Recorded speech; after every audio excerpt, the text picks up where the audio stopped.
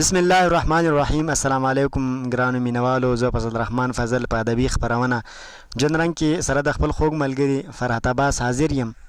ګرانو مینوالو، فضل سبحان افغاني صاحب وایي چې دا فکرونه د مستی نه او د غم نه پیدا شوي. دا فکرونه د مستی نه او د غم نه پیدا شوي. مرثیه او لوبه دواړه د قلم نه پیدا شوي. نظریه د فکر لور ده، نظریه په نسل نه ده. نظریه د فکر لور ده، نظریه په نسل نه ده. سامری او موسی دواړه د ادم نه پیدا شوي. ګرانو مینوالو، نن زموږ سره په ادبي خپرونه جون رنګ کې اسماعیل شاکر رور ناست دی. د ده نه به خوږ کلام ریکارډ کوو. هیله لرو چې ستاسو به خوښ شي. اسماعیل شاکر صاحب تاسو ته په ادبي خپرونه جون رنګ کې هرکلی ویم او کتونکو سره به د کلام په هکله څه شریک کوئ. مننه کوم فضل وروره.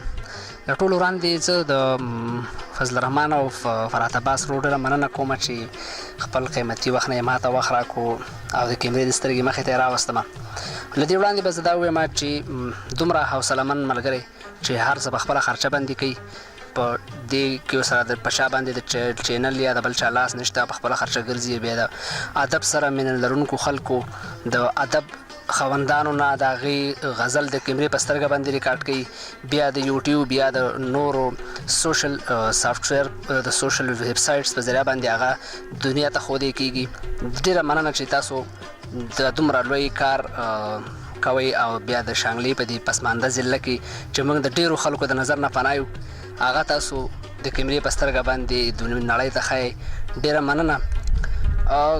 قدرمندو کتونکو، یو خبره به زه بله وکړم چې که داسې یو څو زلمي زموږ په دې وروستو پاتې سیمه کې نور هم پیدا شي او د خپله ذات د دایرې نه راوځي او د دې قام دپاره د دې معاشرې دپاره هم دغه شانتې په رضاکارانه طور باندې ښېګړه کوي، نو هغه به د دې معاشرې دپاره ډېره سودمنه وي.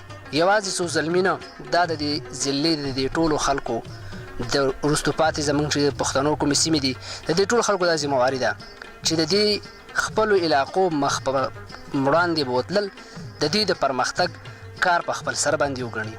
مننه فضل وروره. تاسو خبره وکړه چې ما سره به یو غزل شریک کړئ، نو یو غزل او دوه قطعې به شریکې کړمه. یو قطعه ده چې زلمي یې ووژل خو میندې بې اسرې نه کړلې، زلمي یې ووژل خو میندې بې اسرې نه کړلې، زما د قام پیغلې لا اوس هم پلار او مور ساتي، او د کاروان مشر ماته لاره د کشمیر ښایي، د کاروان مشر ماته لاره د کشمیر ښایي، خو خپل بچي یا په یورپ او یا په کور ساتي. ډېر ښکلی. دا راته بیا ووایه. زلمي یې ووژل خو میندې بې اسرې نه کړلې، زلمي یې ووژل خو میندې بې اسرې نه کړلې، زما د قام پیغلې لا اوس هم پلار او مور ساتي، او د کاروان مشر ماته لاره د کشمیر ښایي، خو خپل بچي یا په یورپ او یا په کور ساتي. او یو بله قطعه ده: پښتون به مخ د خوشحالۍ چرته کې ونه ویني، پښتون به مخ د خوشحالۍ چرته کې ونه ویني، تر څو په دې خوره چې واک ته خارجیان پرېږدي، او په بوت شکن سپه سالار به څنګه ویاړو کمه، په بوت شکن سپه سالار به څنګه ویاړو کمه، سومنات لوټ کړي او په کلي کې بامیان پرېږدي. یو غزل به زمزمه کمه. دا د جون په میاشت کې روژه وه، په هغه وخت کې ما لیکلی و. نو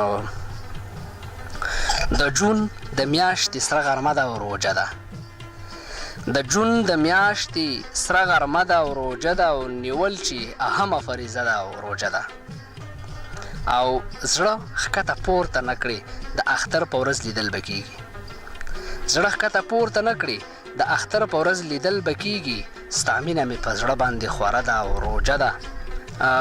مونږ یې په کال کې یوه میاشت په ګرانه نیسو، مونږ یې په کال کې یوه میاشت په ګرانه نیسو، ټول کال د غریبانو اراده ده او روژه ده.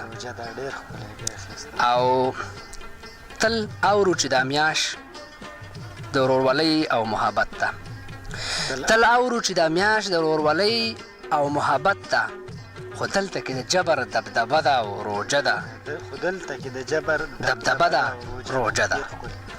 زکات پکې هر یو خیراتي تنظیم راټول کړي، زکات پکې هر یو خیراتي تنظیم راټول کړي، د تر د وږو تږو خدای اسره ده او روژه ده او نور هیڅ نه دي شاکره بس ډوډۍ ده نور هیڅ نه دي شاکره بس ډوډۍ ده د دې ټول هر څه یوه ده فلسفه ده او روژه ده ډیره مننه اسماعیل وروره ستاسو ډېره زیاته مننه کوو چې وخت هم راکړه او دومره قیمتي وخت نه څه حصه موږ له راکړه او ستاسو نه پکې ډېره زیاته زده کړه هم شوه ستاسو په نړو مننه کوم